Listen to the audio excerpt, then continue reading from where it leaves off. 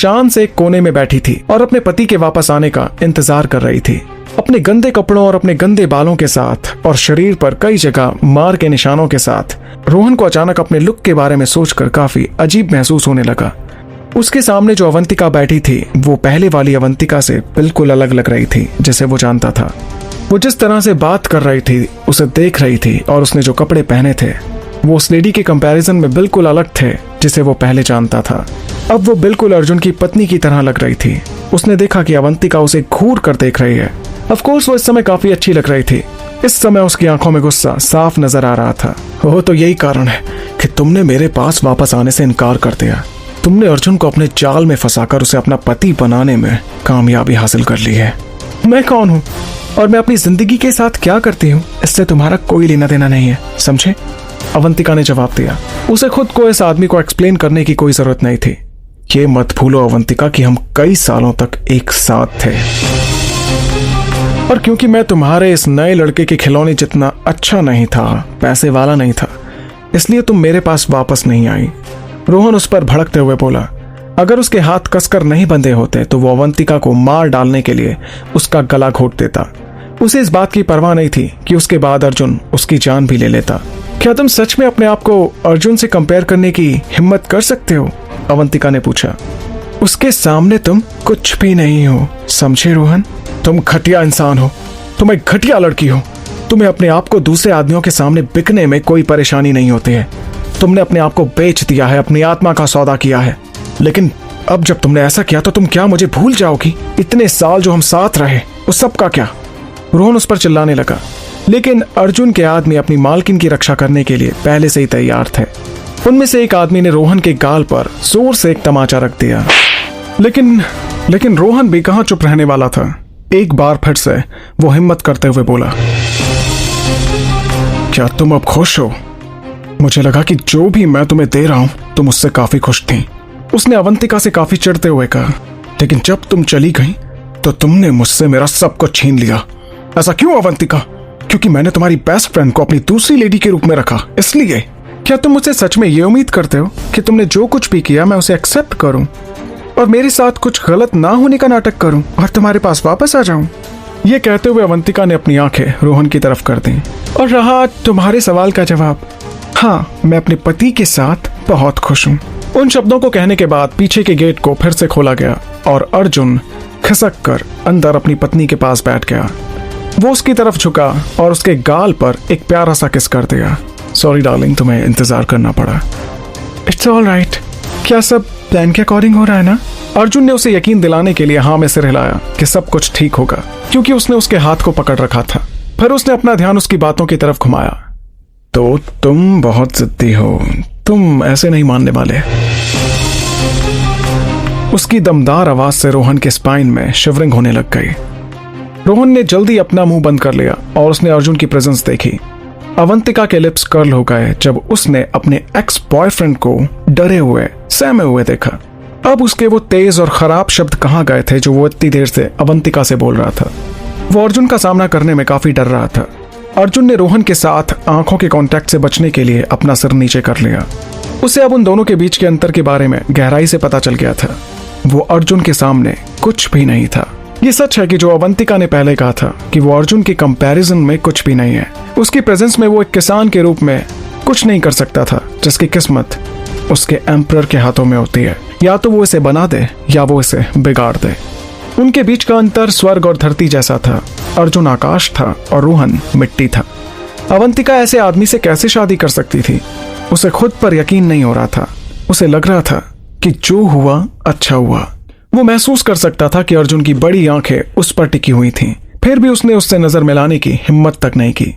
उसने महसूस किया कि एक शिकारी पिंजरे के अंदर शिकार के साथ फंस गया है और वो उसकी हर हरकत को देख रहा है। रोहन का चेहरा फीका पड़ता जा रहा था।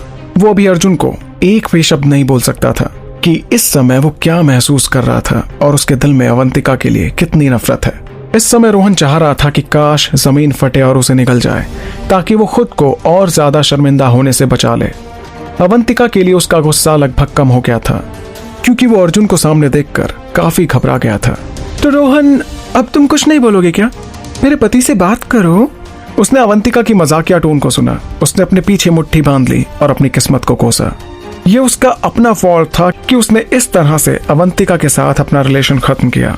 अगर वो अवंतिका को धोखा नहीं देता तो हालात अच्छे हो सकते थे। हालांकि वो जानता था कि अवंतिका और वो जब एक साथ थे तो उनके बीच ऐसा कुछ नहीं हुआ था जो रिलेशनशिप में रहते हुए एक गर्लफ्रेंड और बॉयफ्रेंड के बीच में होता है। अवंतिका बहुत वफादार थी और हर समय उसकी मदद करने के लिए तैयार थी, लेकिन रोहन शुरू से ही एक नंबर का फ्रॉडी इंसान था। हालांकि वो पहले ऐसा तब तक नहीं था जब तक कि एक रात राधिका ने उसे सिड्यूस करने की कोशिश नहीं की। जिस समय अवंतिका वेकेशंस के लिए बाहर गई हुई थी, रोहन ने हिम्मत करके अपना सिर उठाया और अपने सामने का सीन देखा। अर्जुन अवंतिका का हाथ पकड़े हुए था जबकि वो उसे एक अच्छी सी स्माइल दे रही थी। वो मुस्कुराहट जो उसके पास हमेशा से थी और जिसे पहले वो रोहन को देती थी, वो अब किसी दूसरे आदमी के लिए थी। अवंतिका ने उसका करियर, उसकी जिंदगी और उसके ईगो को अपनी एक पसंद से बर्बाद कर दिया था। वो हमेशा सोचता था कि अवंतिका उस पर डिपेंडेंट थी, कि वो उसके बिना अपनी जिंदगी नहीं जी सकती है। वो कितना गलत था। वो हमेशा ये सोचता रहा कि अवंतिका को हमेशा उसकी जरूरत होगी, वो उसके बिना एक पल भी नहीं जी पाएगी। लेकिन अब उसे पता चल गया था कि उसे अपनी जिंदगी में किसी की कोई जरूरत नहीं थी, क्योंकि अब अर्जुन उसके साथ था जो अवंतिका को एक अच्छी जिंदगी दे सकता था। तो फिर क्यों वो अर्जुन को छोड़कर उसे चूज करेगी? क्या रोहन वो सब कुछ कर सकता है जो अग्रवाल ग्रुप का मालिक अर्जुन कर सकता है? कभी नहीं। वो अर्जुन को कभी नहीं हरा सकता, यहाँ तक कि वो कितना ही हार्डवर्क क्यों ना कर ले, लेकिन वो कभी भी अर्जुन के स्टेटस को मैच नहीं कर पाएगा। वो उसके जैसे कॉमन इंसान की कंपैरिजन से परे था। अवंतिका जो अभी भी टेक्निकली एक रिच क्लास का हिस्सा है, वो अर्जुन से शादी करना डिजर्व करती है। कैसे वो इतना डम और स्टूपिड है कि अर्जुन जैसे इंसान को दुश्मन बना सकता है? अग्रवाल ग्रुप का इन्फ्लुएंस प्रैक्टिकली न केवल सिटी के अंदर बल्कि पूरे देश में था। क्या उसने सच में सोचा था कि वो उसके जैसे किसी इंसान के साथ मुकाबला कर सकता है? इस समय वो अंदर तक डर गया था। उसे पता नहीं था कि अर्जुन उसके साथ क्या क्या करने की प्लानिंग कर रहा था, लेकिन वो जानता था कि वो आदमी अवंतिका का बदला लेना चाहता था। श्योरली ये बुरा होगा क्योंकि उसने अर्जुन की लास्ट बार की वार्निंग को सीरियसली नहीं लिया था और अवंतिका को चोट पहुंचाकर बहुत बड़ी गलती कर दी थी। आप मुझसे क्या चाहते हैं? क्या आप चाहते हैं कि मैं आपसे माफी की भीख मांगूं? अवंतिका, मैंने कभी नहीं सोचा था कि तुम इतनी शातिर निकलोगी। उसने आखिरकार जवाब दिया, लेकिन उसकी नजरें अभी भी अवंतिका पर थीं। अवंतिका ने कोई जवाब नहीं दिया, बस सीधे उसकी आंखों में देखा। यह आदमी सचमुच इस समय होपलेस हो चुका था। वो पहले से ही एक क्रिटिकल सिचुएशन में था और फिर भी वो अपनी प्रॉब्लम्स के लिए किसी और को दोष दे रहा था। क्या तुम्हें सच में लगता है कि मेरी पत्नी को चोट पहुंचाकर बस माफी से काम चल सकता है? अर्जुन ने अवंतिका के कुछ जवाब देने से पहले खुद बोलना शुरू किया।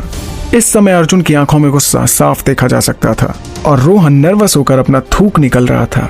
उसे लग ही रहा था कि अगर वो चुप नहीं हुआ तो उसका बड़ा मुंह उसे और ज्यादा परेशानी में डाल देगा।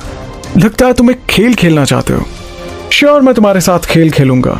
मैं तुमको अपने आप को मारने के लिए काफी लंबी रस्सी दूंगा ताकि तुम उससे लटक कर अपनी जान दे सको। या हम सबसे आसान तरीका क्यों नहीं चुनते? अर्जुन ने अपने हाथ से बंदूक की नोक पर इशारा करते हुए कहा और खुद को सर में गोली मारने का नाटक किया। तुम ऐसी मौत भी मर सकते हो। अवंतिका चुप हो गई और उसने अपने हाथों को क्रॉस कर लिया। रोहन अपनी सीट पर बैठा डर रहा था। उसकी लाल आंखें अर्जुन की डरावनी आंखों से दूर नहीं जा रही थीं। सच में वो